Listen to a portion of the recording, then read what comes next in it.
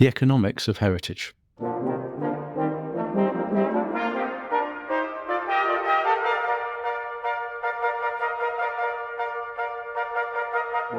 Hello, I'm Richard Hard. I'm a barrister at 39 Essex Chambers. And I'm Clarissa Levy, Art and Heritage Counsel at Wedlake Bell.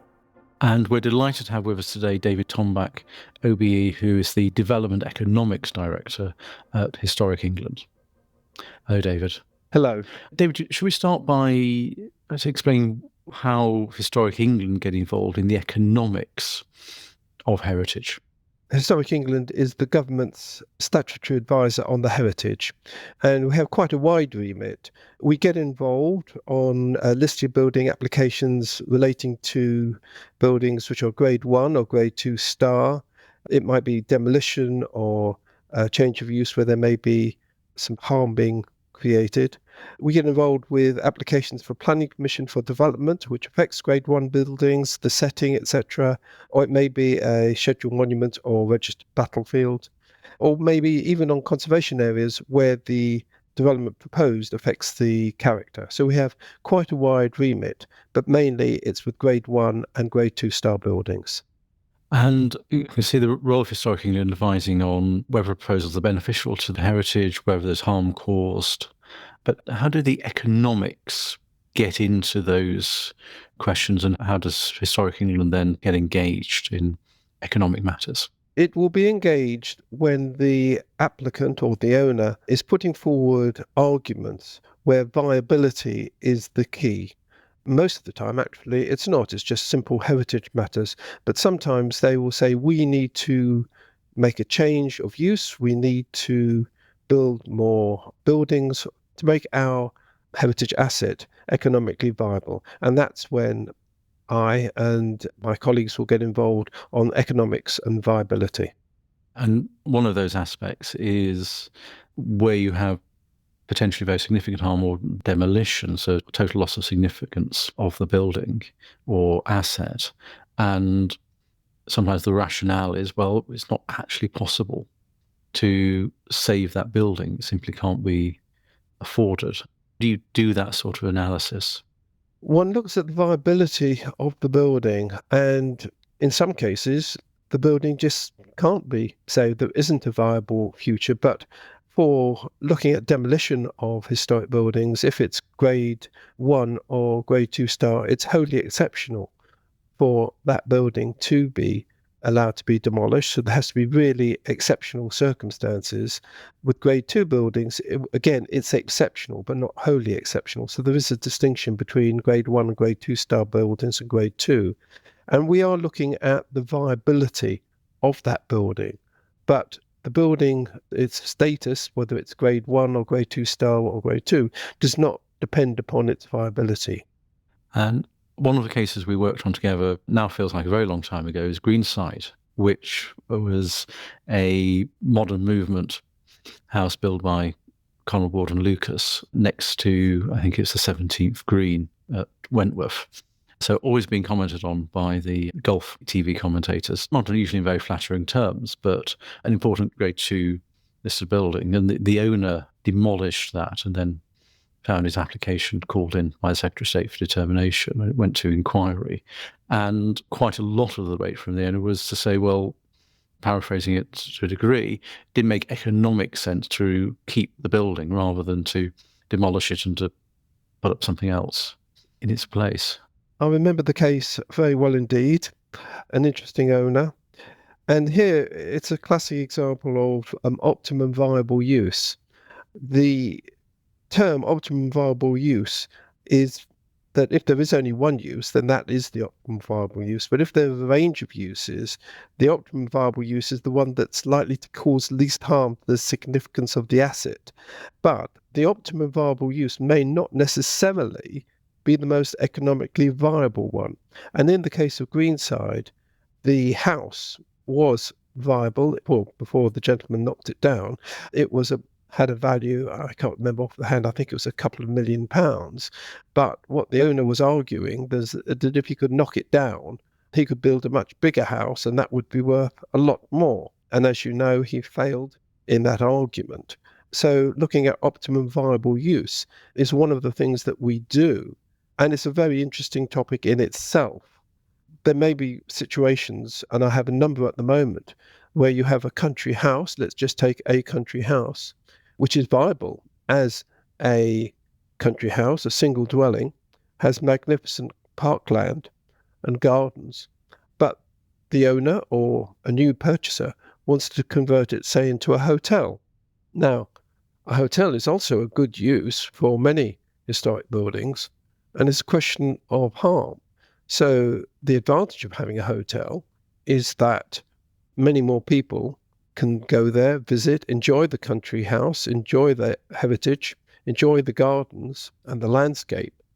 But on the other hand, what is the question of harm? How much harm is going to be caused? Because a hotel obviously needs a certain number of bedrooms, and that leads on to the question of viability of the proposed use. So the existing use, a single house dwelling, is a very good use, but conversely, a hotel could also be a good use, and each case is sort of looked on its merits. Just looking at the optimum bit before coming to the viable bit there, recognising there's interrelationship. If we change from a single dwelling house to a hotel, that will tend to introduce requirements for all the bedrooms being en suite, appropriate kitchen facilities, and so on. And so changes within that. But what you're saying, is it right to think that potentially, probably brought to stress potentially, the optimum use could be a use which does involve change, but involves a heritage benefit in actually making the site more accessible by it being an active hotel use to the public? Yes, each case is different, and I think that I need to stress that. And it depends on the level of harm. If there is going to be minimal or little harm, well, that's fine. It's a question of the degree of harm. If there is going to be what we would consider significant or even substantial harm, then there would need to be market testing to see whether there was anybody out there who would be prepared to buy the property as it is and continue to have it as a house. Most of the houses I'm looking at actually are in poor state of repair. But there are a number of people out there who aren't worried about the end value. If they buy something for, let's say, £1 million, spend £1 million on it, and they're not worried if at the end of the day it's only worth 1.5, because they love the location, they love the house. It's a project for them, and that you find these people, it's not uncommon. But sometimes, when it comes to a business, it becomes far more complicated because the amount of intervention, as you rightly point out, that could be needed. And this question at the end of the day, for Historic England to advise the local authority, remembering it is the local authority who make the decision at the end of the day, as to whether the benefits outweigh the disbenefits. And it also brings up potentially two ways of looking at viability depending on the site and the potential purchasers, that when in planning we look at viability in the context of whether a scheme can contribute to affordable housing and the like, the development appraisal will factor in a significant profit margin for the developer to be prepared to go and do the project, and also a price, perhaps we want to come back to land value in a moment, but a price that's sufficient for owner to be persuaded to sell to a developer.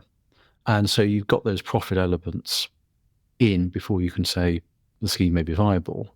What you're drawing attention to is that on some projects, if it's the restoration of a single, albeit large, house, you may well have somebody who's prepared to take it on and is able and willing to put the money in to do it, but wouldn't be doing it as an economic proposition because they're seeing that as a family home or something which they are just keen to support. Absolutely. And I've got many examples where wealthy individuals, and they tend to be wealthy individuals, that they're often people who would like to do the sort of DIY type job there, and they do it themselves. That's on smaller cases, but they are wealthy, they love the location, they love the property, and they will take on a project which economically, I'm a chartered surveyor, from a surveyor's point of view and valuation surveyor, doesn't make sense, because what I've described before is the love factor. they will pay above and beyond. And although I wasn't able to join in the discussion before, it's the same in some ways with works of art, and in that people will pay. There may be a value for a piece of art, whether it be a porcelain jar, whatever it is, but somebody's prepared to pay way above what other people are prepared to pay because of the fact that they love it. And it is the same with properties. People do love them because often they are in unique locations. And that's why market testing is important, to actually demonstrate to the decision maker whether or not there is anybody out there who would be prepared to take on the property without causing significant or even substantial harm. Because it's not always about economics. Correct. And these things are not investments. I mean, anyone who's ever bought a home knows that. A home is a home, and it's where you rest and recover and find joy. And it's really not necessarily about pounds, shillings and pence. Clarissa, you're absolutely right. One of the most frequent questions I'm asked is, should I be buying? Am I paying too much? At the end of the day, as you say, it will be your home.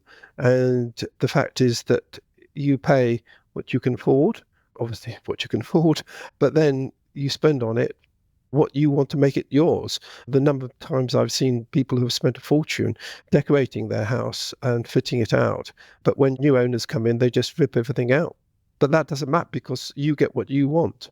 And it does look a bit like a waste of the planet's resources for a new kitchen to be discarded in favour of another new kitchen just because you prefer green to blue. Absolutely. I mean, I see your argument about works of art as well. I'm constantly advising people that buying works of art as investments or for just purely financial reasons is really no way to live. And I perhaps shoot myself in the foot professionally. But I mean, I recently turned down a piece of work from a company that wanted to do that wanted to buy art so that people could sort of invest in it and it would just be purely a financial asset. And I said, no, that's just not how the economics of these things work. People buy for love. Personally, I'm a collector, so I can assure you I bought for love as well. And when we may talk about this later on, but when we're talking about climate change, the most sustainable building is the one that's already built. The embodied energy is there. And if they can be reused, and that's another main part of my work, which is repurposing historic buildings, then that for the planet is the best thing rather than creating new buildings. In the context of repurposing, how far are we looking at viability and a viable use? Do we need to look at, well, whether it is long-term viable, whether that's putting in an income source which will keep the building? It becomes very difficult when one's doing development appraisals or business plans for building because there are so many factors, variables, and a development appraisal is only a snapshot in time, and nobody knows what's going to happen in the future. One of the more interesting sort of areas is the question of the adaptations that's needed. If, for example, we take a country house, because it's a good example, and it's going to be converted into a hotel. As you mentioned earlier, it's going to need kitchens that are sufficient to cater for the number of visitors. Hotels, different types of hotels have different requirements for the number of rooms they need.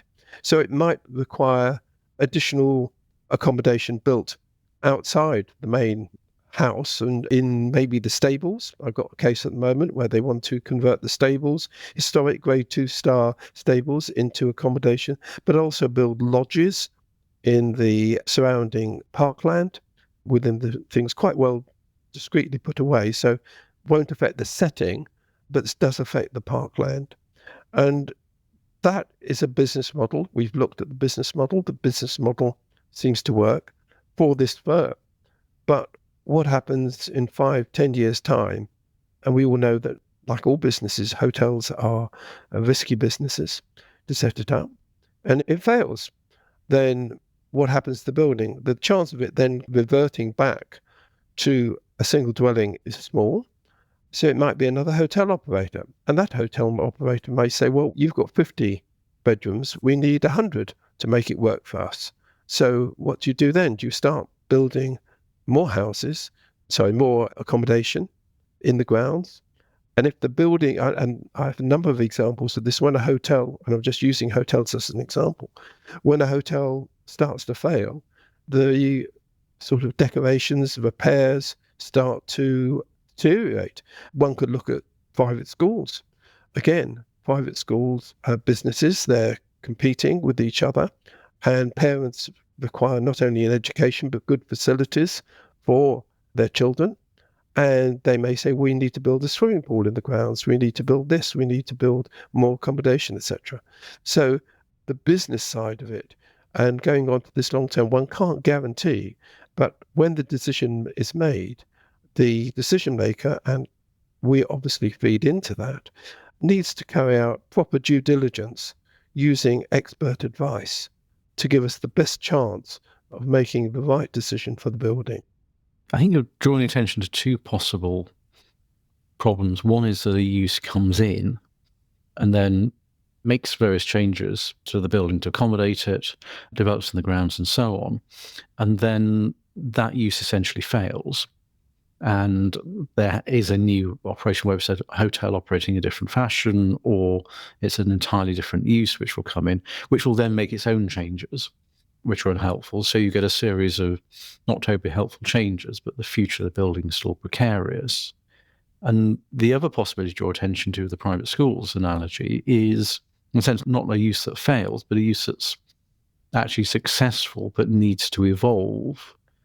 And then becomes the ongoing pressure on that situation, more facilities on a site which is incredibly historically sensitive.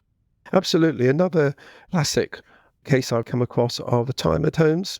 I've seen historic buildings converted into flats for retirement homes, which on the face of it are absolutely wonderful. They're really idyllic in the countryside.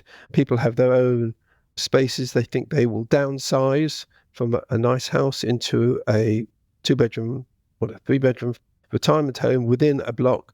There are people on site to look after them, restaurants, facilities, etc.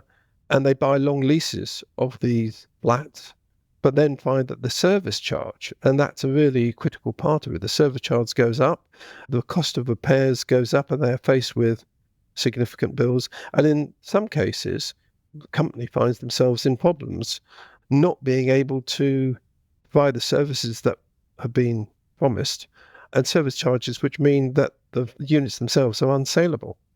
It doesn't happen that often, but it is another example where viability of the end use is important. When it comes to non-historic buildings, then the decision maker needn't be so worried because the effect isn't so dramatic. But on historic buildings, of course, they are protected, and we are looking to do our best to ensure that they do have long-term beneficial uses, which the majority of them do. And you've got to assess then the businesses. Then we are looking at, as best we can, the business model. We look to the track record of the individual. I will give you an amusing sort of tale. There was a site where I met a potential owner who wanted to convert this property into a 5-star restaurant. And that was a possibility. It was a little bit out of sight and attractive, very nice views. I could see what they were going to try and do. When I asked the gentleman about his experience, he informed me that he'd dined in some of the finest restaurants in the world, and that was his sole experience. I said, have you ever run a restaurant? No, he hadn't, but he had eaten very well. And that doesn't really fill me with confidence that this gentleman actually understands the business model of a restaurant, which you've only got to look on television and see how the restaurants are run. They are complex, they are hard work, and they are dependent upon reputation. And another example might be wedding venues. My own son was married in a Grade 2 listed mansion with a deer park, and it was a really slick operation. We went in, there were about 50 rooms, something like that. People stayed overnight, our guests, and there was a marquee. But as we were leaving, another wedding party was coming. So it was a very well run operation, a very good use of a Grade 2 listed building. But the problem with these sort of businesses, they are dependent upon reputation. The reputations can, particularly in the wedding business, can be quite fragile. One other aspect of viability is the value of the original site, so the value of the land and the building. And how that's taken into account in the context, which we'll often have, of a historic building which would need an awful lot of work being done to it, got quite run down, potentially a lot of space around it. If you got rid of the building, you'd have potentially quite a large development site. The owner would like to be getting something for it. How do you look at the land values on a site with those sort of conflicting aspects to it? The one piece of advice I would give to anybody buying a historic property is to pay the right price. And then the question comes is, what is the right price? The right price is the value of the property once it has been put into optimum viable use, having regard to the planning constraints that are attached to the property. The historic building, and you just can't do anything you might want to immediately without consent, but also the condition of the property. And if an owner pays too much for the property and overpays, the planning system is not there to bail them out, because that would lead to, in some individuals, not all obviously, but some individuals allowing their properties to be neglected, letting it get in poor condition and not worrying about what they will get for it at the end of the day. So the planning system is structured whereby if somebody, certainly from the historic point of view, if they pay too much for the site, and again, we can discuss that a bit further, then they can't sort of get their money back because they've made a mistake. And the concept of a conservation deficit has been, certainly recall it being discussed over the years. What does that mean? Is the owner entitled to expect something for the value of their property if they've let it on to rack and ruin?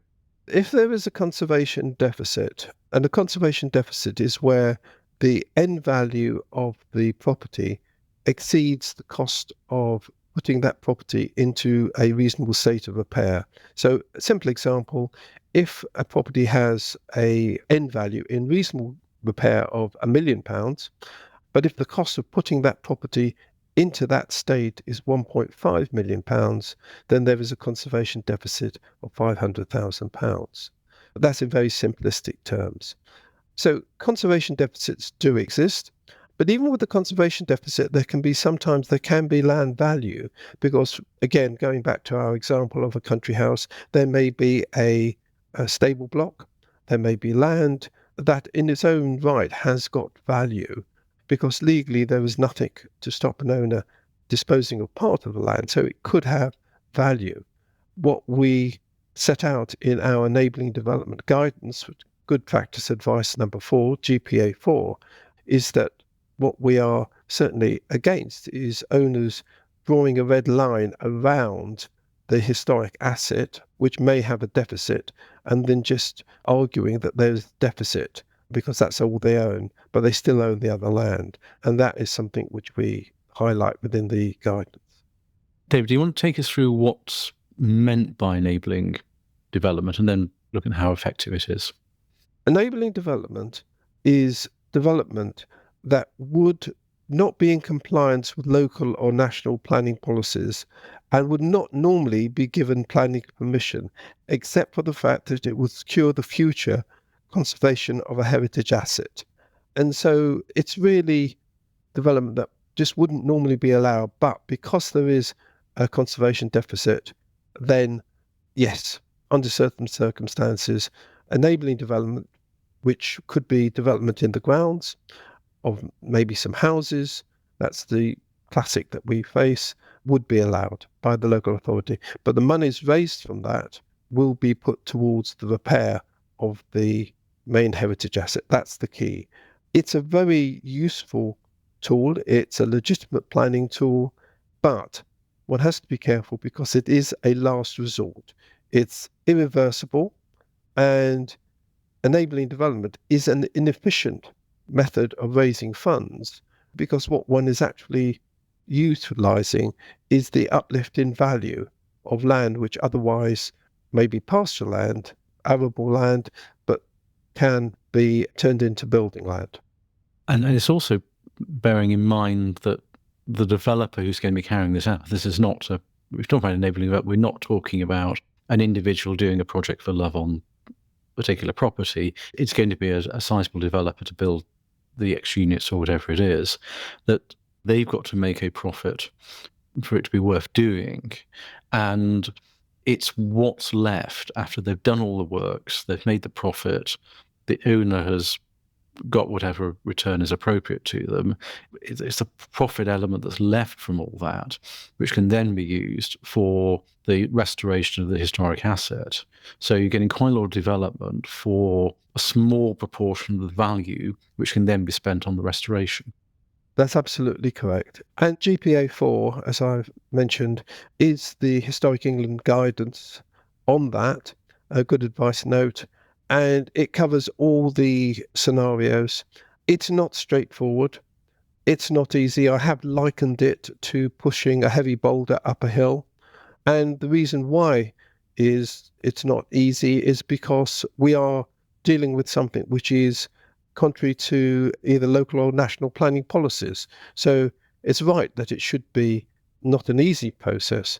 On the other hand, under certain circumstances, it can be the process by which a historic house or historic asset can be saved for the nation and brought back into long-term beneficial use. The problem comes when the development appraisals halfway through, we have a change of the market. The market might collapse, and the developer then says, well, you gave us permission for 50 houses, but now we need 80 houses, which we need to build here, which is right in the middle of the historic landscape. So there are problems, and it's not straightforward when dealing with these situations. I think what that brings out is both the difficulty of getting something right that's right and workable, and also the way in which the local authority and Historic England need to be engaged on, particularly on the important sites at quite an early stage. I mean, how does Historic England get involved on the pre-planning application stage? Well, we welcome early engagement. Early engagement is something that we encourage. If there is particularly going to be a development, we would point to our Enhanced Advisory Services, EAS, because we have there a major project service, and that can give the developer, the owner, package of services tailored to their needs under a service level agreement. It also covers a listed screening service, which provides clarity on access areas facing developments, identifies other buildings on site that might be candidates for listing, and we can give constructive advice. The way it works is that we, together with the local authority, will work as a team, hopefully. Doesn't always happen, but 99 times out of 100, we will work very constructively with the local authority, and we will be able to help the owner, developer, with their proposals. The one thing that it's worth remembering is that what we want is that the building is brought back into long-term beneficial use. We don't want to see redundant buildings deteriorating, because an empty building deteriorates, and I've seen it so many times, so very quickly. Once a building is unoccupied, they really go downhill very quickly, and whether it be from vandalism, whether it be just the fact that if there's a leaky roof, it doesn't take long for rot to set in. So empty buildings are not good things, and we encourage buildings to be brought back into use. One final topic is climate change and renewable energy, and to what extent is that affecting how we deal with keeping of heritage buildings into long-term use, and how's Historic England looking at those issues from your perspective? I've been qualified as a chartered surveyor this December 50 years, and during that time I've seen many changes, but I can honestly say the last 10 years possibly, I have never seen as much interest or change when it comes to climate change. There has been an awakening that this is actually happening, and I think that the previous government and our current government as well take this exceedingly seriously, as does Historic England. It's one of our top priorities. I don't know if you know, but the United Kingdom has the oldest building stock in Europe, with 11 million properties in London and Wales alone, over a quarter of which are over 100 years old. And we've also done a lot of research, and improvements to historic buildings and homes could deliver 30% of the carbon reductions required by what is known as the sixth carbon budget. So it's not a question of if change can be accommodated, but how. As I mentioned before, the most sustainable building is the one that's already built. And by having continued proper repair, maintenance, use and reuse of historic buildings, it avoids unnecessary release of embodied carbon associated with materials, transport, etc. So in order to help people, local authorities, we brought out only in July of this year a guidance. It's a note, it's called Adapting Buildings for Energy and Carbon Efficiency, and it's a Historic England Advice Note number 18. And if people would like to look at that, it's very readable. It's got some exceedingly good examples of how to use photovoltaic cells, how to make your buildings more efficient, energy efficient, and that's online. David, thank you. You've drawn attention to a couple of the Historic England documents. I mean, Historic England's advice is a great resource. It's also actually, frequently a great read about whatever it is, whether it's commemorative sculpture or its particular forms of industrial buildings, as well as how to look at the issues. David, thank you so much for joining us, drawing on your nearly 50 years experience in the profession and the many historic cases which you've been involved in. Thank you very much. Thank you for listening to the Art and Heritage Law Contested Heritage. Please do follow or subscribe on Apple or Spotify podcasts to enjoy more shows. We have a new podcast out every fortnight. If you're able, please take the time to rate us and put down a review. The show is also on the 39 Essex Chambers website, along with podcast series on topics such as artificial intelligence, climate change and planning.